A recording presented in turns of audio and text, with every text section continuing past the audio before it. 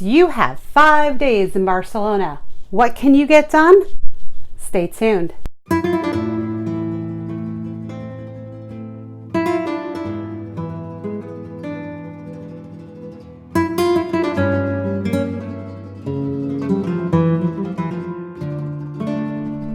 Barcelona is an awesome city with a ton of things to see and do, so it's important that you're organized to make sure that you see as much as you possibly can. Now, I had 5 days in Barcelona, and I want to share with you my itinerary so you can make some wise decisions and make the most out of your visit. Welcome back to the Traveling Cheesehead. I'm Michelle, and on this channel, I share travel planning tips, vlogs, reviews and recommendations for all the places that I've visited. And like I said, today we're going to dive into Barcelona and how I spent my 5 days there. Now, I went in October, and one thing I will say is that is a great time of year to go and visit Barcelona. It's not too hot, it's less crowded, and it really offers the best of both worlds because the weather is still very nice.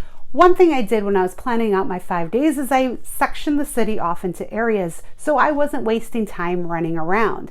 So on day one, here's what I recommend you go see. Start by taking the train to the Passeig de Gràcia train station. From there, you are going to be able to visit the Block of Discord, which has many of the famous Gaudi buildings as well as other really cool architecture. This street has Casa Mia and La Pedrera so that you can see a couple of his great sites. You can go inside and visit the buildings as well. There is a cost associated, and I'll put the links down below so you can check out the ticket prices, times, and things like that. We just walked by because I personally wasn't interested in going inside. After you're done with the Block of Discord, you're going to make your way down and you're headed towards La Sagrada Familia. Now, you will have already purchased your tickets for timed entry because you watched my last video where I talked about what you needed to know before you came to Barcelona, and you were wise and bought those tickets ahead of time. So you're going to head on down there with plenty of time because you want to explore the outside of La Sagrada, take pictures, and do all of those things prior to your timed entry. And again, do your timed entry in the afternoon because let me tell you, that stained glass window is extraordinary in the afternoon. Once you've spent a couple hours exploring La Sagrada, you are now going to make your way down to the Arc de Triomphe and the Parc de Ciutadella. At the entrance, you will see the Castle of the Three Dragons to your right, and if you follow the path through the park to your left, you're going to come across the Grand Fountain. Both of these are free to visit and free to explore.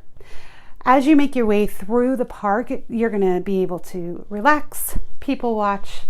There's plenty of street vendors and food vendors along the way as well. If you have time, feel free to dart into El Born, but really that is the end of your day and you're going to head back home. All right, so day 2, how exciting. Now we get to explore El Born and Barri Gòtic, including the famous Las Ramblas. We're also going to go see Parc Güell, another Gaudi site. We took the Renfe train into Estació de Franca and from there walked through El Born. We explored El Born in the morning, wandering through the streets, going to the shops, and this is where we discovered the market Santa Catarina. And it was a great stop as we were wandering through the streets of Born. Once we reached our train station, we caught the L4 up to Alfonso Aquí. At that station, you get out, and that's where you pick up Parc Güell or the bus Güell. That bus will take you right up to the entrance of Parc Güell. From there, you need to find the monument zone. Now, don't do what we did. We climbed the entire mountain all the way to the top, thinking that that's where we needed to enter. It's not. The entrance is more in the center. Make sure you ask somebody where the entrance to the monument zone is because you have a time ticket and you only have 30 minutes with that time ticket to enter. Once those 30 minutes are gone, you're no longer allowed to enter. You have to go purchase a new ticket.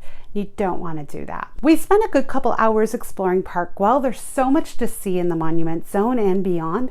So take your time, wander through. It is crowded. There are lots of people. So you're going to need to be patient. And if you want to have pictures without other people in them, you're definitely going to need to find your patience. Once you've had your fill of Park Güell, head back to the bus stop so that they can take you back down to Alfonso Aquí. From there, take the L4 back to El Born. Now you're going to walk over to Plaza de Catalunya at the beginning of Las Ramblas. So this afternoon, we are going to explore Las Ramblas, just wandering down the boulevard, exploring everything it has to offer. Along the way, we're going to look for a couple things. We're going to look for Plaza del Rey, and we're going to look for La Boqueria. Las Ramblas is one of the busiest boulevards anywhere in Barcelona.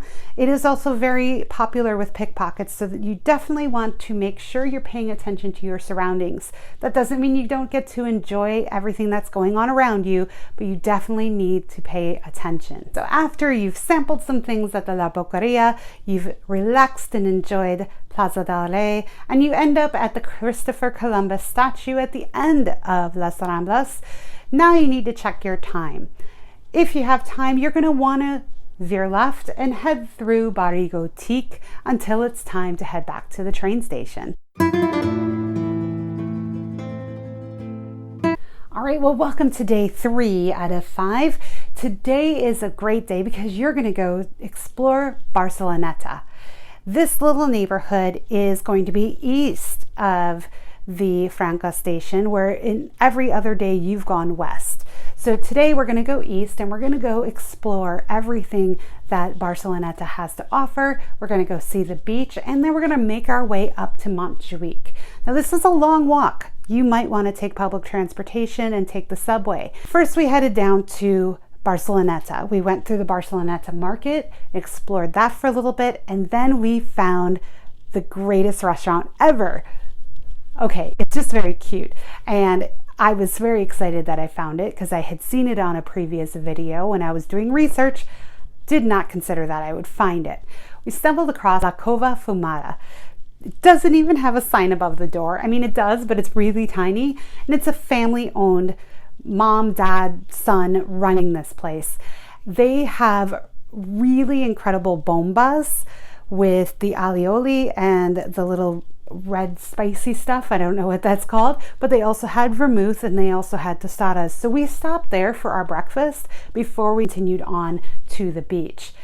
It is mostly locals there, and if you're not having a full breakfast, they do ask that you stand at the bar, but they were super friendly. We went there 2 days in a row and they were so welcoming. After you've had a nibble at Cava Fumada, head on down to Barceloneta Beach.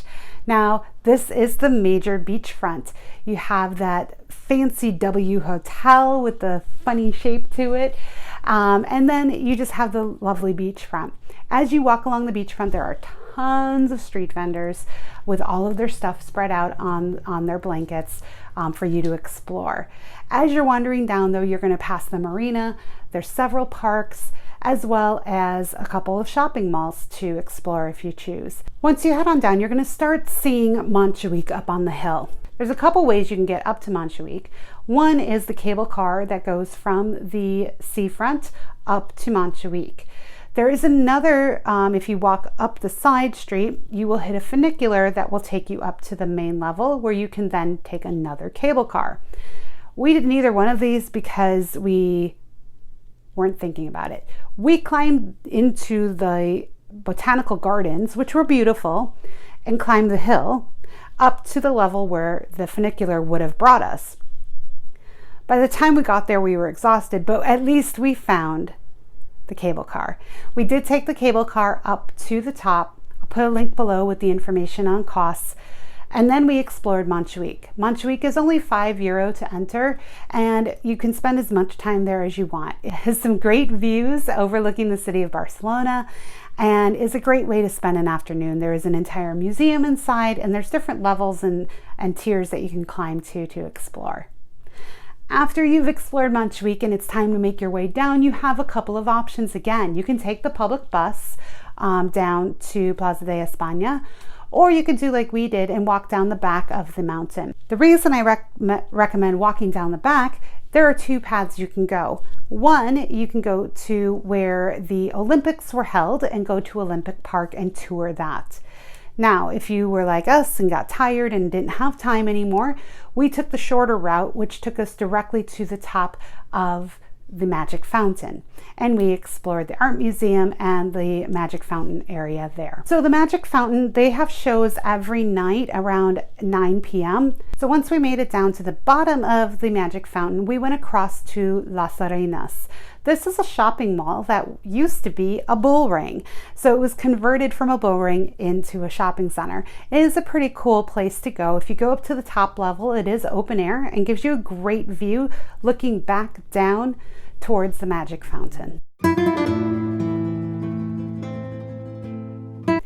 Okay, so finally your 4th day. Oh my God, 4 days already. It's crazy. So today is Barri Gòtic Day. You are going to explore everything that Barri Gòtic has to offer. You're going to see the cathedral. You are going to explore the windy little streets and find all those hidden treasures. We spent the entire day wandering around Barri Gòtic and really taking it in. There are so many points of interest there so that you can have a great day exploring Barri Gòtic.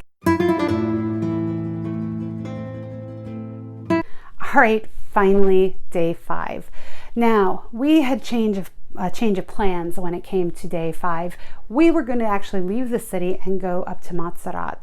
We changed our mind. We loved exploring Elborn and Barri Gòtic so much that we decided to spend a whole nother day there, going back to the favorite places that we had already been, to spend more time, to wander aimlessly and really take it all in. So we missed out on Montserrat, but we really got a great feel for both Barri Gòtic and Elborn and got to spend some more quality time in those areas instead of just rushing through.